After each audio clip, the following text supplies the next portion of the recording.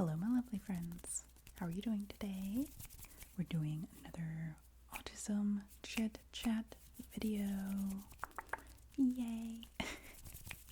I'm wearing a Halloween shirt today because it's spooky season, so I have to wear it sometime, right? I have an excuse now. It says, "Excuse me, but boo." And that's like a little ghost. So I figured it's October, so I'm allowed to wear it now. But anyways, I wanted to do just like a very chill video today, like nothing super deep. So we're going to talk about food. Everybody loves food. And I felt it was only appropriate to use the avocado today, since we're talking about food.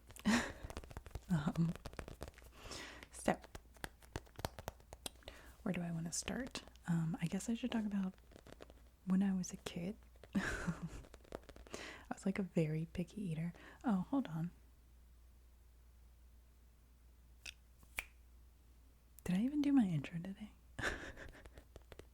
I'm like all over the place. Okay. Hi, I'm Rue. How do you do? I'm a 30-year-old autistic person who was diagnosed last October. It's almost been a year. So, that's pretty crazy. Kind of using this channel as a place to process my thoughts. And like, hopefully some of you find it relatable. Okay, now that this video is like chaos, it's fine. What was I saying? Food. We're talking about food. If you're new here, I'm maybe not the most organized video person. It's kind of just like rambly stuff falling out of my brain. Welcome. Okay. So, when I was a kid, I was a very picky eater. I only liked certain foods and I didn't like trying new foods. And the only reason I'm became not a picky eater, like as an adult, is basically peer pressure. Like at a certain point, I feel like it becomes less socially acceptable to be a picky eater. So like I'd be out to eat with someone who I didn't want to think I was weird, or I didn't want them to think I was weird. And so I would order food that I thought was like socially acceptable or whatever. Like for example, when I was a kid and we would go to like a Mexican restaurant, I would always get the nachos because that's the only thing that I wanted to eat, because everything else felt, I don't know. I guess I just didn't. Maybe it was a texture thing. I don't know. But like when I was out with my family, I'd just get nachos, just nachos and cheese. That's it. Anyways, like I remember going out to eat with some friends I had at the horse farm I rode at when I was a teenager, and thinking like, I can't order nachos, they'll think I'm weird. So I ordered like a socially acceptable meal, and I just like ate it because I didn't want to be weird, and that's kind of how I exposed myself to new foods. And I think eventually at a certain point I just kind of realized that like maybe new foods are not all bad and maybe I should try them.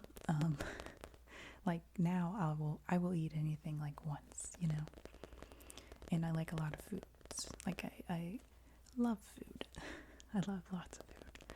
Like my favorite food is sushi, which was a food that I tried because someone else made me try it, and I was like, oh my god, this is amazing.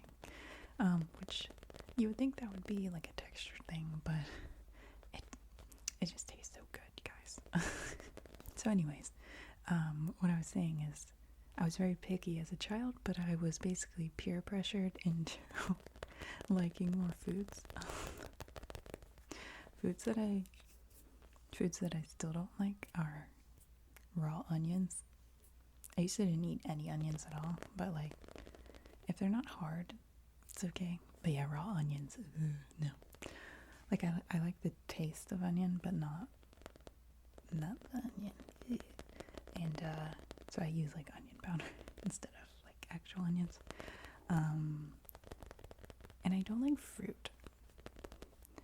mostly. Berries, no berries. I like the amount of berries I've eaten in my life. You could probably hold in like one hand. I just bad texture. Has like seeds in it. Like no. So the only fruit that I really like is like I like bananas, which is weird because they're a weird like squishy texture. But I like them. They taste good. I also like watermelon, cantaloupe, and like other sort of melon type fruits. But yeah, I'm not really a fan of like sweet fruity things. So I eat them very rarely. So people might think that's weird. I don't really eat fruits. I do like vegetables though. Vegetables are much better. I don't know why. Maybe they're more consistent. And they're not as sweet. Maybe I don't like fructose. Anyways. And then the other thing, I used to eat in a way that was like very bingey, and I feel like my understanding is that there's a lot of eating disorders in autistic folks. So I would often like eat foods like, past the point of like this is enough, and I've learned that that's a type of stimming, I think, as well. But like as an adult, I basically had to learn like you can have this food whenever you want. You don't have to like eat it all now, You can just have a little bit now, and if you want more later, you can have more later. And like I don't know. I used to just like, I guess I thought, well, this is a bad food, and if I'm gonna eat it now, then I'm gonna eat it all and then get it out of my system or something, But that's a very unhealthy way to view food. So I've learned over the years that food is not bad. And you can eat any food. Like once you get rid of this like idea that you can't have a food, it becomes less appealing, I guess. Like I can have it any time. You know what I'm saying? Like if you think you can't have it, you're gonna eat a bunch of it. Because you have to like get it all in. You know what I'm saying? Does that make sense? So I have a much healthier view of food now. Food does not have moral value, okay? You can eat whatever you want, okay? As long as it doesn't make you feel bad. Or you're like intolerant or something. Obviously that's not good. But that's the other thing. A lot of autistic people have gut problems. I don't know why, but I definitely do. And that's part of why sometimes it's very hard to film, because my freaking gut won't shut up because it's like angry or something. So if you see a lot of cuts in my videos, it could be because my stomach is like growling, like making noises. It's really annoying. Anyways, so a lot of autistic people have gut problems. I do. I don't have any diagnosis along that. But I figured out like over the years what foods bother me, and I avoid them. Dairy is a big one, so I don't do dairy anymore. Thankfully, there's a lot of dairy alternatives now, which are pretty good. But I don't really miss it. I do miss cheese. I like to cheese a lot, but I like having a happy gut more. So, So, anyways, my gut issues kind of influence how I eat as well, and that is probably common amongst autistic folks, or that's my understanding. And then the other thing that I wanted to talk about was like the actual act of like making food and like what I eat. So like over the years I've figured out that cooking, like making things with like multiple steps, just is not, I don't do it. It's too much energy that I don't have. So I used to cook more than I do now. I'm recovering from burnout, so I don't have as much energy. So I don't really cook anymore. But when I did, it was like very simple stuff, like a few ingredients, and like, one step, like mix it all together and cook it. Like that would be it. And so like nothing with multiple steps. I don't do that. It just isn't worth it for me. And I also tend to eat the same foods over and over and over again, and I'm happy with that. Which I feel is very autistic of me. So, to give you an example, I have eaten peanut butter toast every single morning for most of my adult life, and I don't like to eat anything else for breakfast because I feel like I have a very sensitive stomach in the morning, and I don't want to eat anything big for breakfast. So peanut butter toast is like the perfect breakfast for me, and I really like it, and I look forward to it. It's very easy. I love peanut butter. Peanut butter is like one of my staples. Like I've literally eaten it out of a jar many times before. So big fan of peanut butter. So in the morning I eat peanut butter toast every morning. I also have coffee with French vanilla creamer. I've had French vanilla creamer for a very, very long time, and I like how it tastes. So I used to get more flavors and stuff for my coffee, but I just like the consistency of like just having one every day because I like how it tastes. So peanut butter toast, coffee. I also have like, this is weird, but I have 2 glasses of water in the morning, and I only drink out of a glass in the morning, and it's 1 glass, the same glass every day. The rest of the day I drink out of sort of like a protein shaker thing because I can just carry it with me, but for some reason breakfast I want to drink out of a glass. So I don't know. And then the rest of the day I can be a little more flexible with what I eat, although I do tend to cycle through the same foods. I eat a lot of vegan chicken nuggets. I buy several bags a week, which are so expensive, and they're getting more expensive. It's so frustrating. And they haven't had my brand for like 3 weeks, you guys. And I have another brand that I'll eat, but they're more expensive. It's so frustrating. So, go through a lot of vegan chicken nuggets. I also do salads a lot because you don't have to cook them. And I know what I like in my salad, and it tastes really good. And like, you have to cut the vegetables, so that's like a task, a step that I have to do. But I do it all at the same time, and I put all of my vegetables in like containers so I can just like make the salad. So it does have preparation, but I can just do it in one go, and then I have salads for the week.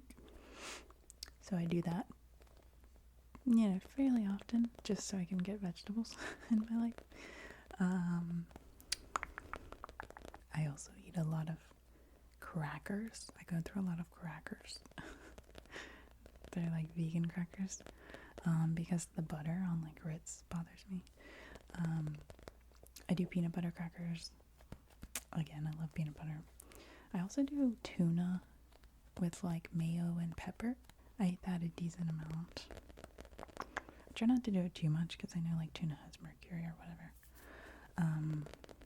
And I try to eat like a plant-based diet at home. Like I don't buy or cook meat. The only meat I eat at home is tuna. But I don't know what to replace that with. Like that doesn't have a lot of prep work. So that's like the only meat I eat at home, but it's so cheap and easy, so it's hard to replace. But yeah, crackers, eat a lot of crackers. I dip a lot, like guacamole. There's also this like cauliflower dip that I like a lot. That's like plant-based, because not a lot of dips are plant-based, and the ones that aren't always good. But I found this one in particular that's made of like cauliflower, and it tastes really good. I like it. So we always have tortillas in the house. We go through tortillas a lot, or like tortilla chips. So anytime I see like a dip that I like on sale, I get that a lot, and I will literally eat that for a meal. Maybe that's weird, but I don't know, makes sense to me. I'm trying to think what else I eat a lot. Like that's the main pillars of my diet. Those foods that I've mentioned. Like that is what I eat constantly. So I buy some hot dogs this week. There was these plant-based hot dogs. And I bought plant-based chili because I love chili. So that was kind of a splurge. But those won't be very hard to make. Oh, I made macaroni salad this week. I love macaroni salad. I just do noodles, mayo, tomatoes, cucumber, and like salt and pepper. So good. I just like noodles. Noodles are good. And it's so easy. Like once I made it yesterday, and you just have to cook the noodles and mix it all together, and then you got easy food to eat that you don't even have to heat up, and it's freaking delicious. So that's something I made this week. But yeah, basically what I'm saying is my diet currently does not involve cooking like at all. And I'd say I'm a pretty healthy person. I'm pretty active, and I think I get like all the nutrients I need in my diet. I need to get a multivitamin. I did have one for a while, but I ran out. I do need to do that. But what I'm saying is you don't have to like cook these fancy meals to be healthy or like sustain yourself. That's what I'm saying. Like I know that is the norm, but you don't need to do that. There are ways around that. Because like at this point in my life, I don't have a lot of energy. And cooking is not something I enjoy putting energy into, so I found a way to not do that. And I'm not saying I'll never cook again. I'm just saying at the moment I don't want to. I don't want to put energy there because I want to use energy for things that I want to do, if that makes sense. It's also like an executive functioning thing. Like it's hard to make myself do these things.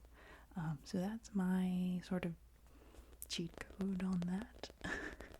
I don't know if that's helpful for anyone, but all I'm saying is it's okay if you like to eat the same things over and over, and it's okay if you don't want to cook. It's normal. It's fine. You gotta do what works for you, not what works for other people. You're doing great. The only time that I get like really fancy food is like when we get takeout or something. Then I enjoy it, you know. But that's like not super often because I do love food. Food is good. But you know, it's taken me a long time to figure these things out and like have a healthy relationship with food. Because our culture is not great about teaching you how to have a good relationship with food. So, you gotta learn. Which I feel like I have. Oh, maybe also worth mentioning, I do not restrict foods. I do not do that. I don't do diets because first of all, that's not a very healthy relationship with food. So, we've already talked about that. Second of all, I'm very good at obsessing over things, and I will become obsessed in a very unhealthy way. So, we don't do that here.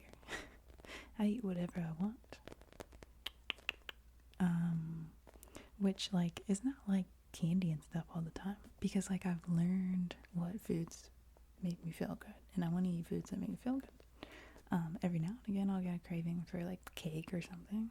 And I'll have cake. And then I'll move on, you know? Like, I just feel like that's worth mentioning because, I don't know, like, our society views food, like, certain foods as, like, bad. And that's just, if the food is giving you energy, if it's making you happy, and as long as it's not hurting you, it's not bad. Like, you can eat whatever you want. But I will get off of my soapbox there. That is just my view on eating and foods. So I think that's all I wanted to talk about in regards to food and eating and autism. So I think I'll end the video here. And yeah, as always, thank you guys for hanging out on my channel. I love you guys. I hope you're doing great. Mr. Avocado loves you as well. Squish, squish, squish. Yeah, thanks for hanging out. And I will see you in the next video.